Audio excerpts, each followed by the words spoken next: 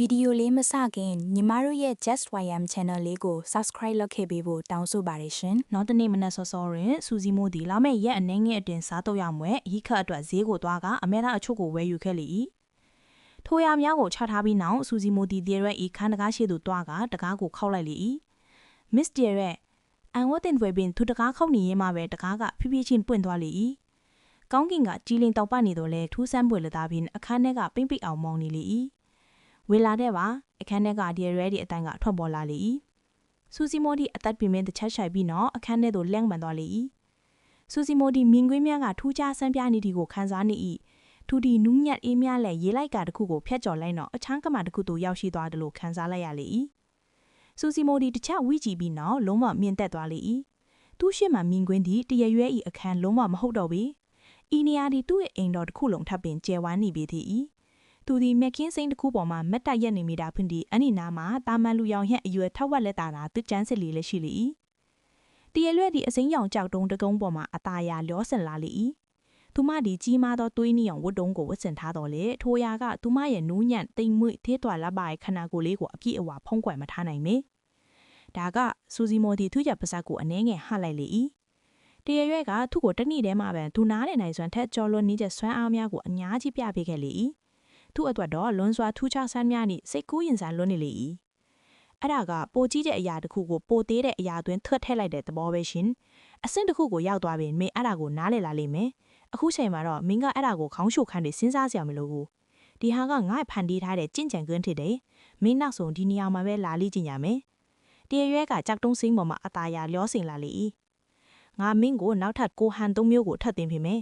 အဲ့ဒါကိုသားတဲ့ငေါတိုင်းကိုဟန်၃မျိုးလို့ခေါ်တယ်အဲ့ဒါကိုမင်းစောစောကလေ့ကျင့်ချလိုက်အသက်ရှူတွင်ရှူထွက်ပုံနဲ့ပေါင်းပြောလေ့ကျင့်ရမယ်ပထမကိုဟန်ကိုကောင်းကင်ထရာခြေလန်းလို့ခေါ်တယ်အဲ့ဒီမှာကိုဟန်လှရှားမှုပုံစံတစ်မျိုးပဲရှိပေမဲ့လေအဲ့ဒါကအမြဲတမ်းပြောင်းလဲနေတယ်အဲ့ဒါကလူတစ်ယောက်ရဲ့ခြေထောက်ခွန်အားကိုလေ့ကျင့်တဲ့နည်းလမ်းဖြစ်တယ်စကားပြောနေခြင်းတရရွဲ့သည့်ညက်ခင်းပေါ်မှာလမ်းလျှောက်လာလေဒါကတော့စူစီမိုရဲ့အသေးစိတ်အချက်လက်လေးအနှဲငယ်လွတ်သွားမိကိုစိုးရင်ဟန်ဖြစ်ကျဲရွဲ့ရဲ့ခြေလန်းကိုင်းနဲ့လှုပ်ဆိုင်မှုအားလုံးကိုမျက်လုံးအဝိုင်းသားနဲ့အာယုံစူးဆိုင်ကြည့်ရှုမှတ်သားနေလေ၏ခြေလန်းအနှဲငယ်တွေမှာပဲစူစီမိုသည်ကျဲရွက်ဖြိုးနေတဲ့အရာကိုခရီးရီးနားလည်လာလေ၏သူမရဲ့ခြေလန်းတွေဟာဆွဲမဖွယ်ကောင်းတယ်လို့မထင်ရပြီသို့တော့ဒေချာဂယူးဆိုင်ကြည့်မယ်ဆိုရင်တနည်းနှမျိုးဖာမန်ထက်ထူးခြားနေတာကိုတွေ့ရပြီလိမ့်မယ်သူမသည်ရင်အုပ်ကိုရှေ့သို့အနှဲငယ်ထုတ်ကကြောကိုဆန့်သွားလေ၏ဒူးကိုကွေးညုံပြီးမြေဆွဲအားကိုလော့ရှာလိုက်သည်သူမရဲ့ဒူးသည်သူမရဲ့ခြေချောင်းတွေထက်ရှေ့ကိုရောက်အောင်ကွေးမသွားပေမဲ့သူမရဲ့ခြေလန်းတွေကလွန်စွာအလန်းကျယ်လေ၏သူမသည်ခြေလန်းတွေရှိအကွာအဝေးကိုတေချာတွက်ချက်ထားပုံရလေ၏ထိုအရာများသည်အတိအကျပင်တူညီနေလေ၏ကျဲရွက်သည်သူမရဲ့ရှောင်းလန်းကိုရက်တန့်လိုက်သည်စူစီမိုကိုလှည့်ကြည့်လိုက်သည်ကဲအခုမဲအလှန်ပဲစူစီမိုသည်လေ့ကျင့်ဖို့ကိုလောမလေကိုသူသည်ပထမဆုံးခြေလန်းကိုစောက်မလှမ်းခင်နေရာမှာပဲမတ်တရက်ကအချိန်ရတော်ကြာစဉ်းစားချိန်စားနေလေ၏စူစီမိုသည်ပထမဆုံးခြေလန်းကိုစောက်လှမ်းအောင်သာရှိသည်သူအမားလုံမိသွားပြီဆိုတာသိလိုက်လေ၏ကျဲရွက်သည်ထူးမခြားနာအမူအရာနဲ့စူစီမိုဘေးနားကိုရောက်လာပြီးစူစီမိုဆန့်ထားတဲ့ခြေထောက်ကိုသူမရဲ့ခြေထောက်နှင့်ခက်ဆက်ဆက်တစ်ချက်ကမ်းလိုက်လေ၏စူစီမိုသည်ပင်သက်တစ်ချက်ရှိုက်လိုက်၏ကျဲရွဲ့ရဲ့ကန်ချက်ကသူ့ပေါင်နှံအောက်တရှောင်းမခံမရနိုင်တဲ့နာကျင်မှုကိုခံစားရစေ၏သူ့ခြေထောက်ကိုတယောက်ယောက်ကအများစွာနဲ့အညာတာမရဲ့နာထိုးဆွလိုင်းတလို့ခံစားရလေ၏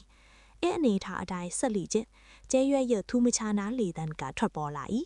စူစီမိုသည်ခေါင်းကိုငုံထားလိုက်သည်ကျဲရွက်သူ့ကိုကန်လိုက်ပြီးနောက်သူဆန့်ထွားတဲ့ခြေထောက်သည်ကောင်းငင်ထဲဝါခြေလန်းပုံစံနဲ့အနီးဆုံးတူညီတဲ့ပုံစံအနေထားကိုရောက်ရှိသွားသည်ဆိုတာစူစီမိုနားလည်သွားလေ၏သူမသည်ငါ့ကိုအမားပြင်နေတာပဲဆိုတဲ့စေတနာကိုစူစီမိုနားလည်သွားလေ၏စူစီမိုသည်နှုတ်ခမ်းကိုတင်းတင်းစိတ်လိုက်သည်ကောင်းငင်ထဲဝါခြေလန်းရဲ့ကိုဟန်ပြုမှုပုံကိုပြန်လဲစူးစမ်းပုံဖော်ကြည့်လိုက်သည်ပြီးတော့သူ့ရဲ့ဘဲဘက်ခြေနဲ့နောက်ထပ်ခြေလန်းတလန်းကိုလှမ်းလိုက်လေ၏မားတယ်သူ့ရဲ့ခြေဖွားကမြေကြီးနဲ့ထိမယ်လို့ကြံကာရှိသည်တဲရွဲ့ရဲ့အတန်ကထွက်ပေါ်လာပြီးသူ့ဘဲဘက်ခြေမှာစူးရှာစွာနာကျင်သွားလေ၏စူစီမိုသည်သူ့ခြေထောက်မှနာကျင်မှုကိုလှုံဆော့ထားကြောင်းသူ့ခြေထောက်ကအလိုအလောက်အမှားပြင်မိသွားလေ၏စူစီမိုသည်အသက်တစ်ချက်ရှိုက်ပြီးနောက်သူ့ရဲ့ညာဘက်ခြေနဲ့နောက်ထပ်ခြေလန်းကလန်းဆက်လှမ်းလိုက်သည် မားတယ်သူဒီရင်းနှီးနေတဲ့ဖြစ်တဲ့ဆက်ဖြန့်ပြေးနာခြင်းမှုကိုခံစားလိုက်ရ၏မားတယ်ဆက်ဖြန့်ပြေးနာခြင်းမှုမားလိုက်အမားပြင်လိုက်နဲ့သူဒီဆက်လက်လေ့ကျင့်နေလိ၏နောက်ပိုင်းတော့စူစီမိုဒီသူ့ခြေထောက်များမှများကြီးခံစားချက်ကိုမရတော့ဘူးသူ့ခြေထောက်များသည်ကျဲရွဲရက်ဆက်တိုက်ကန်ချက်များကြောင့်ထုံချင်းနာခြင်းနေပြီသည်စူစီမိုဒီချွေးများနဲ့ဆိုရွှေ့နေသည်အာကိုတင်းတင်းကြွေကြည့်လိုက်သည်သူမှသူလမ်းဆက်လျှောက်ရမည်ဆိုတဲ့အတွေးဒါရှိတော့၏အချိန်ကမတိလိုက်မတိဖာတာပင်ကုံဆုံးလာလေ၏နောက်ဆုံးမှတော့သူသည်မားတယ်ဟူသောအော်တန်ကိုမကြားရတော့ပြီထိုတန်သည်သူ့တငတ်ဆိုးထိုးတန်ထိလေ၏စူစီမိုသည်ကောင်းကင်ထိုင်သွားခြေလိုင်းရဲ့အနှစ်သာရကိုစတင်ဖမ်းဆောင်မိလာလိပြီငါမင်းညကမင်းကိုတင်ပေးခဲ့တဲ့ဟာတွေကိုမှတ်မိသေးသလားတရွဲ့ရဲ့တတိပေးချက်နဲ့စူစီမိုသည်ရုတ်တရက်ငန်းလင်းပွက်လာလေ၏သူသည်ကောင်းကင်ထိုင်သွားခြေလမ်းကိုလေ့ကျင့်နေရင်းနဲ့မင်းညကတင်ယူထားသောအသက်ရှူဝင်ရှူထုတ်ခြင်းကိုစတင်လိုက်လေ၏အစလုံးကတော့စူစီမိုသည်ထိုနှစ်ခုကိုအတူရောယူမသုံးနိုင်ပေသူသည်ခြေလမ်းကိုလှမ်းလိုက်လျင်အသက်ရှူခြင်းကိုကောင်းကောင်းမလုပ်နိုင်တော့ပေတို့ရနောင်အချိန်ကြာလာသည့်ညက်များစူစီမိုသည်ကောင်းကင်ထိုင်သွားခြေလမ်းနှင့်အသက်ရှူချက်နီးလန်းကိုအတူရောရေသုံးနိုင်သာလိ၏တကယ်တော့ကောင်းကင်ထိုင်သွားခြေလမ်းနှင့်ဤအသက်ရှူနီးလန်းသည်အတူပူးတွဲလှုပ်ရှားရမှာဖြစ်၏စူစီမိုရဲ့လှုပ်ရှားမှုသည်တထည်းထည်းမြန်လာပြီးနောက်သူ့ရဲ့ခြေထောက်ထဲမှာထုံကျင်းမှုကိုမခံစားရတော့ပေသူ့ရဲ့အသွေးအသားများသည်လောင်ကျွမ်းသွားတယ်ဟုထင်ရပြီးသူ့ခြေထောက်ထဲသို့အကန့်အမှန်များခွန်အားများတိုးဝင်လာသည်ဟုခံစားရကသူ့ခြေလမ်းသည်ပို၍အလန်းကျဲလာလိ၏ယခုသူ့ရဲ့ခြေတလန်းသည်9ပေလောက်ခီးရောက်လိ၏ထိုရာကိုသူမှန်ကန်အောင်တင်ယူနိုင်ခဲ့တယ်ဆိုတဲ့အသိစိတ်ကသူ့ကိုရင်ဖိုလိုက်မောပီတိဖြစ်စေလိ၏တို့ရနောင်စူစီမိုဒီသူ့ကောင်းကင်ထိုင်သွားခြေလမ်းကတခုခုလိုနေသေးတယ်ဟုခရိရိခံစားနေရ၏စူစီမိုသည်အစင်းရောင်ကြောက်တုံးပေါ်မှာဘေးဆောင်ထိုင်နေတဲ့တရွက်ကိုအလိုလျောက်ကြည့်မိတော့၏မုံကိုကိုအလိုမကြားဟန်မျက်နာနှင့်တရွက်ရဲ့မျက်နာမှာအထင်မြင်သေးတဲ့အမူအရာကိုတွေ့လာရ၏စူစီမိုသည်သူ့ဘာသူတွေးလိုက်မိ၏ငါလဲကောင်းကင်ထိုင်သွားခြေလမ်းနဲ့အသက်ရှူနီလန်းကိုရောနေတာမှာအတော်ကျွမ်းကျင်နေပြီအဲ့ဒါကိုသူကငါ့ကိုဘာလို့အထင်မြင်သေးနေတာပါလဲ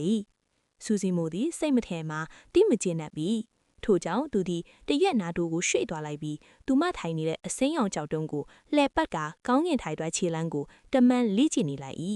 ခဏကြတော့တေးလက်သည်လောင်ရန်လိုက်လေ၏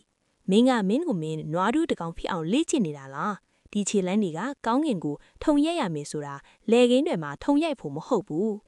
စူစီမိုသည်ကြောင်သွားလေ၏သူသည်သူ့လှူရှားနေတဲ့လမ်းကြောင်းကိုရက်သွားလိုက်၏တရွက်သည်ကြောက်တုံးပေါ်မှာရှလော့ဆင်းပြီးအပြင်ကိုထွက်သွားရင်အေးဆက်သွားလိုက်၏မင်းကောင်းကင်ထုံရိုက်ခြင်းရဲ့တကယ်ဆိုလိုခြင်းကိုနားလည်လာမှသာဤခြေနှင်းကွက်တို့ရဲ့တကယ်အနှစ်သာရကိုဖန်းဆောင်လိုက်ပြီးကျွမ်းကျင်လာလိမ့်မယ်နောက်ဆုံးတော့စူစီမိုသည်သူ့ကောင်းကင်ထိုင်သွားခြေလမ်းကဘာလိုအပ်နေလဲဆိုတာသဘောပေါက်သွားလိမ့်၏သူရဲ့ခြေလမ်းတိုင်းသည်ကောင်းကင်ပြေမှရှိလျော်ကွင်းတစ်ခုကိုထဲထုံရိုက်ဖို့ဖြစ်ရပေမည်ထို့လို့ဖို့အတွက်ဘလောက်တတိမောင်မီအားမယုံကြည်မှုလိုအပ်မိသည်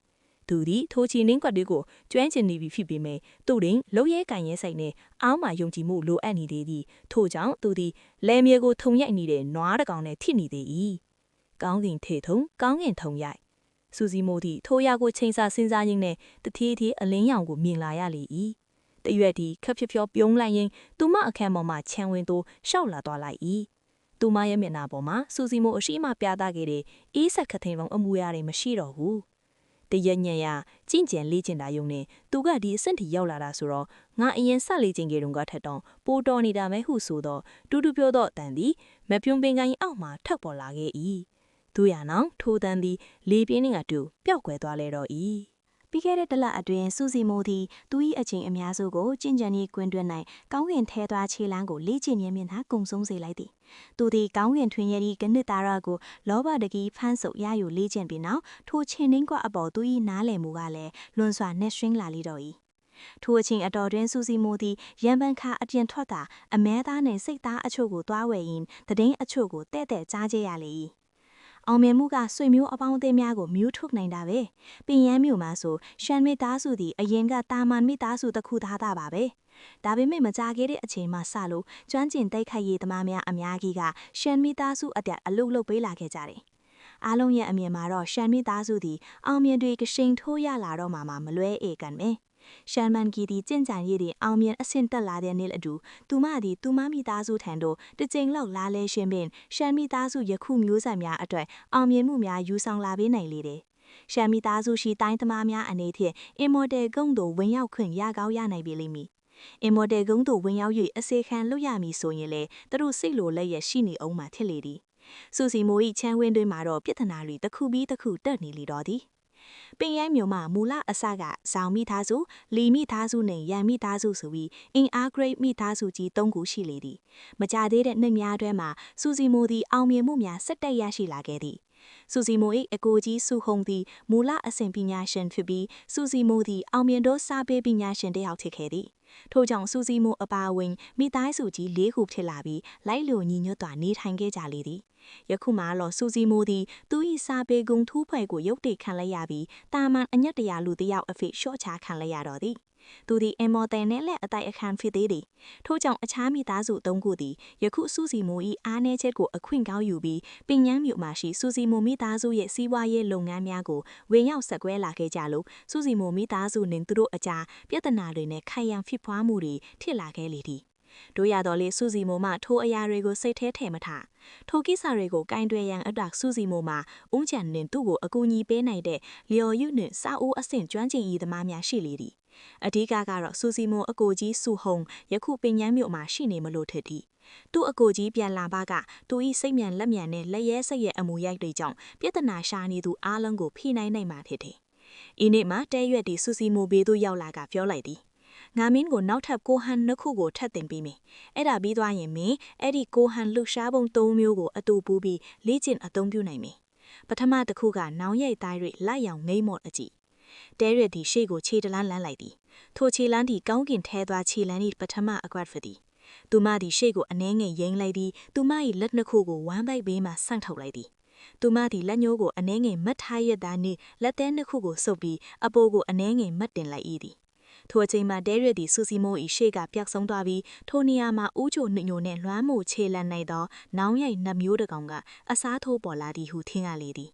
်တဲရွက်၏လက်နှစ်ခုသည်ဦးချိုနှစ်ခုဖြစ်လာပြီးသူမ၏လက်သေးဆုပ်မြင့်အနှဲငယ်မတ်တင်ထားရသောလက်ညိုးအစစ်နှစ်ခုကဦးချိုဖြော်ဖြစ်လာလေသည်ကောင်းကင်ထဲသွားခြေလန်းသည်နောင်ရိပ်သားတွေငေးမော့အကြည့်အခြေခံအုပ်ပြီးဖြစ်သည်ကောင်းကင်ထဲသွားခြေလန်းကိုလမ်းပြီးသွားရင်ခါနှင့်ဝမ်းပိုက်တွင်ရှိသောခွန်အားကိုသုံးပြီးမင်း၏လက်သေးနှစ်ခုကိုအရှိကိုပြစ်သွင်းလိုက်ရမည်တပြိုင်နက်တည်းအရှိကိုတဟုန်ထိုးခုန်အုပ်ပြီးပင်အားတစ်ခုကိုဖန်တီးယူရမည်တဲရွက်သည်အသေးစိတ်ကြကြရှင်းပြနေပြီးစူစီမိုကအာယုံစူးဆိုင်နားထောင်နေလေသည်ထို့သောဆိုရင်တော့စူစီမိုတကယ်တမ်းစတင်လေ့ကျင့်သောအခါအမားများပါလာပြီးကြွရက်ဤကန်ချက်များကကြာဆင်းလာလေ